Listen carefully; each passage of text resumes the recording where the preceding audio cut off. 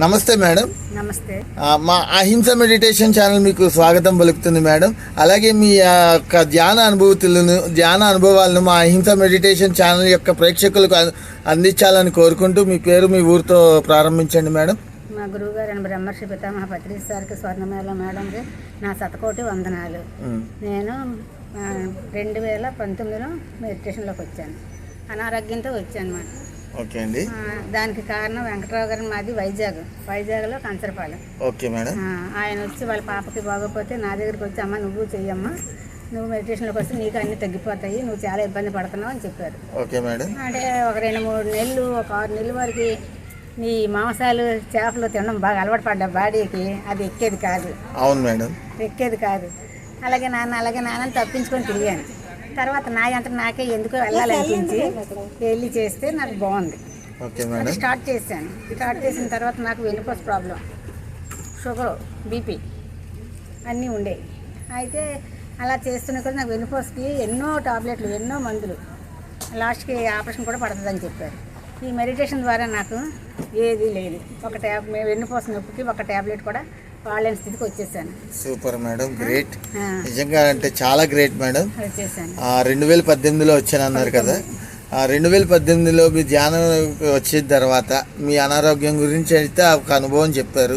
అది కాకుండా ధ్యానం నుంచి కొత్తగా ఏమైనా నేర్చుకున్న అనుభవం ఉంటే చెప్పరా మేడం మాకు?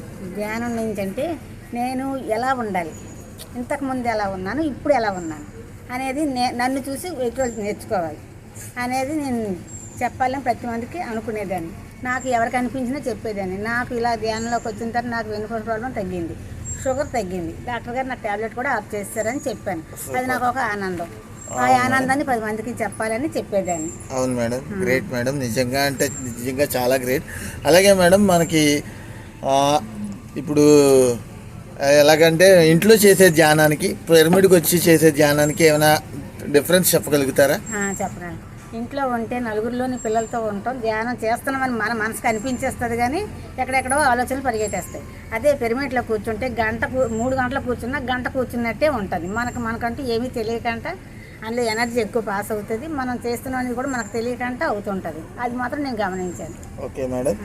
మేడం, నెక్స్ట్ ఇప్పుడు దాకా మీరు ఎక్కడైనా క్లాసెస్ చెప్పారా? 1 డే క్లాసెస్ కానీ 1 అవర్ క్లాసెస్ కానీ చెప్పడం జరిగిందా? నేను ఎక్కడికి వెళ్ళలేదు. అదే కనిపించే వాళ్ళకి, పక్క వాళ్ళకి, ఎదురుకి చెప్తుంటాను, పిల్లలకి చెప్తుంటాను తప్ప ఎక్కడికి వెళ్ళి క్లాస్ అంటూ నేను చెప్పలేదు. మీకు ఎక్కడైనా అవకాశం వస్తే వెళ్ళే ఉద్దేశం ఉందా? చూద్దాం. Okay, right, very good. చూద్దాము అన్నారంటే ఖచ్చితంగా వస్తారు. తీసుకెళ్తే దానికి అంతే, ఎవరో చేస్తాం, మనం ఆటోమేటిక్గా వెళ్తాం అంతే. Very good madam. నెక్స్ట్ ఇక్కడ మీరు శాకాహారులుగా మారిన తర్వాత మీలో వచ్చిన మార్పులు ఏంటో మాకు మా ఛానల్ వరకు చెప్తారా మేడం? శాఖగారిగా అయిన తర్వాత ఫస్ట్ ఎవరైనా ఏదైనా కోపమో బాధ వాళ్ళు అన్నారు వెంటనే సమాధానం చెప్పేయాలి అని మనసులో ఆతృత పరిగెట్టేది. ఈ ధ్యానంలోకి వచ్చి శాఖగారిగా అయిన తర్వాత ఎవరేమన్నా నాకు అనవసరం, నేను ఎలా ఉండాలో అలా అంటే సమాధానం చెప్పాలనే ఉద్దేశమే లేకుండా ప్రశాంతత అనేది వచ్చింది శాఖాహారిగా మారిన తర్వాత. అసలు నేను ఎవరేమనుకుని అనుకోని నేను అది కానప్పుడు నాకెందుకు కోపము బాధ అని చెప్పేసి ఆ స్థితికి అనిపిస్తుంది. అవును మేడం. నెక్స్ట్ ఇక్కడ ప్రకృతి వ్యాలీకి వచ్చారు కదా, ఇక్కడ ఎలా అనిపిస్తుంది మేడం మీకు? ప్రశాంతంగా ఉంటుంది. ఇంట్లో అవన్నీ అక్కడే విడిచిపెట్టేసి బోర్డర్లోకి వచ్చాక ఎంతో ఆనందంగా ఉంటుంది. అక్కడ వాతావరణానికి ఇక్కడ వాతావరణానికి ఏమైనా పోల్చి చెప్పగలుగుతారా నాకు కొంచెం, ఒక 2 నిమిషాల్లో? అక్కడ వాతావరణం అంటే గొడవ అంతా అలా ఉంటుంది. ఇక్కడికి వచ్చేసరికి ఏది ఉండదు, నీలో నువ్వు ఉండన్నట్టు ప్రశాంతంగా మనకు కనిపించే వాళ్ళు అందరూ ఒక ఆత్మజ్ఞానులుగా కనిపిస్తారు. కాబట్టి అంత ప్రశాంతం మనలోనే ఉన్నది. ఇక్కడ మనకు ప్రశాంతం దొరుకుతుంది అనేది, ఇక్కడ రావాలి అని తపన కూడా ఇక్కడ మనకు ప్రశాంతంగా ఉంటుంది కాబట్టి వస్తాం. Okay madam. నెక్స్ట్ ఎక్కడైనా శాఖాహార ర్యాలీలో పాల్గొన్నారా? ఎన్ని ర్యాలీలో పాల్గొన్నారు ఇప్పుడు దాకా? అంటే వారం అక్కడ అవుతుంటుంది, అందులోకి కొన్ని రోజులు వెళ్తుంటాను. మీకు బాగా గుర్తుండిపోయిన అనుభవంతో కూడిన ర్యాలీ ఏదైనా ఉందా మేడం? అదే అక్కడ ఆగస్ట్ 15కి శ్రీకాకుళం ర్యాలీకి వెళ్ళాం, విశాఖపట్నం ర్యాలీకి వెళ్ళాం, గాజువాక ర్యాలీకి వెళ్ళాం. ఓకే మేడం, ఎక్కడైనా ఏ ర్యాలీలో అయినా మీ ముందు అంటే ఆ కోడిని అలా పీక పట్టుకుని నరకడం లాంటివి ఏమైనా చూసారా, లేకపోతే ఏలాడి తీయడం మాత్రమే చూసారా? ర్యాలీలో నేను అంతగా చూడలేదు. ఓకేలేండి మేడం. సరే మేడం, తర్వాత మనకి ఇక్కడ అరిటాకులు భోజనం పెట్టిస్తున్నారు కదా రాయి జగపతి రాజు గారు, దాని గురించి ఏమైనా చెప్తారా మేడం? ఆయనకి కృతజ్ఞతలు చెప్పాలి. ఎందుకంటే గతంలో అంతరించిపోయిన అరిటాకు భోజనాన్ని మళ్ళీ మన ముందు తీసుకొచ్చి మన పిల్లలు తీసుకొస్తే చూపిస్తున్నారు. ఇప్పుడు అంతా బప్పీ టైపు ఆకులు లేవు, కంచాల్లో గబగబా తినడం, కడిగడం, పారేయడం. కానీ మనకు కడుపు నిండా కూర్చోపెట్టి ఆకేసి వడ్డించి పెడుతున్నారంటే అది ఒక గజపతి రాజు గారే. కానీ అది ఒక ఆనందం.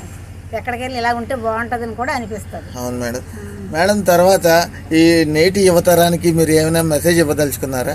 నేటి యువతరానికి అంటే అది తల్లిదండ్రులు, తర్వాత స్కూల్లో టీచర్స్ చెప్పేది పిల్లల్ని మనం ఒక చూపు చూస్తుండాలి. వాళ్ళు ఏడు చేస్తున్నారు అనేది గమనిస్తూ వాళ్ళకి మనం చెప్పే ఈ ధ్యానం కోసం కొంచెం చెప్తూ వాళ్ళకి క్రమశిక్షణ మనం అంటే మేడం చాలా మంది యువతరం ఏంటంటే మెడిటేషన్ ఛానల్లోకి వస్తున్నారు, మెడిటేషన్ చేస్తున్నారు, పిరమిడ్స్ తిరుగుతున్నారు, అయినా కూడా అలవాట్లకు బానిసలు అవుతున్నారు.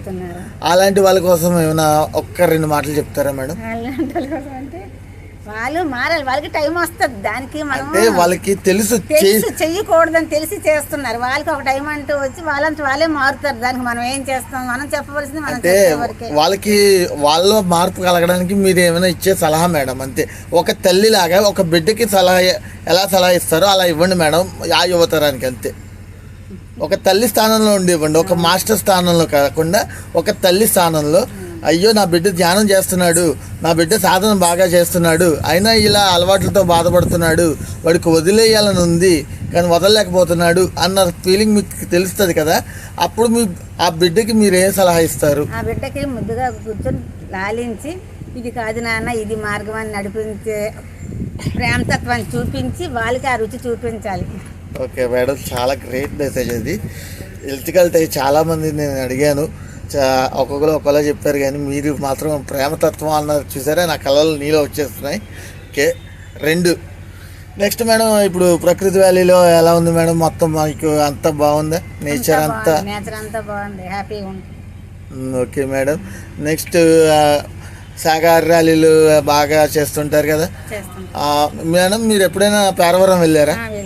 అక్కడ ఎన్ని రోజులు ఉన్నారు? ఆ యజ్ఞం గురించి ఏమైనా రెండు మాటలు చెప్పగలుగుతారా? రెండు ముక్కలు చాలు. చాలా బాగుంటుంది అక్కడ గోదావరి స్థానం, అంతా బాగానే ఉంటుంది. ఎన్ని రోజులు ఉన్నా గోదావరి. ఓకే, కడతాలు వెళ్ళారా మేడం? Okay, Bantumilli madam?